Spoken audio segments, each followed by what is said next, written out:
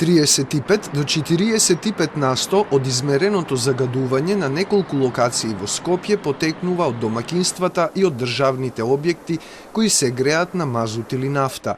Ова го покажало мерењето спроведено преку Универзитетот во Штип, кажа министерот за животна средина на денешниот брифинг.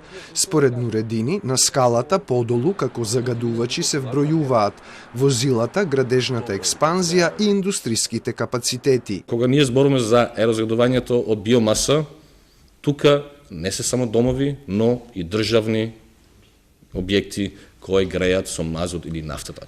Наспроти Нуредини, граѓанскиот активист Горјан Јовановски, кој ја креира апликацијата Мој воздух во 2014 година, тврди дека најголемото загадување во Скопје доаѓа од индустриските капацитети.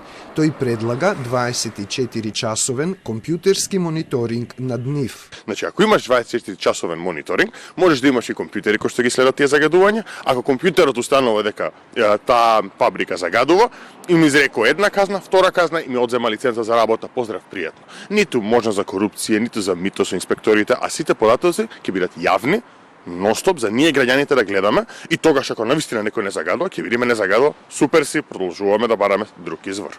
Министерот за животна средина се извини до јавноста поради бавното собирање на податоците за аерозагадувањето во новиот сервер, кој собира податоци во последниве 2 седмици од 21 мерна станица во земјава.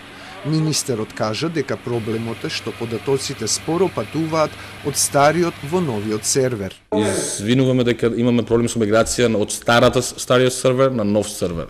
Но тоа не значи дека ние немаме податоци, ние имаме податоци, сега ние мануално тоа собираме и ве информираме на целост јавност кога има загадувањето во државата или во кој град. Денешното намалување на загадувањето на воздухот во Гостивар, Кичево и Кавадарци резултира со укинување на мерките за заштита на граѓаните кои деновиве ги воведе владата. Но тие остануваат на сила во Скопје и Струмица. А според информации од Европската инвестициска банка, министерот најави дека во јануари би требало да заврши процедурата околу започнувањето на изградбата на пречистителна станица за отпадни води во Скопје, вредна над 130 милиони евра. Нуредини очекува усогласување на отворените прашања со град Скопје.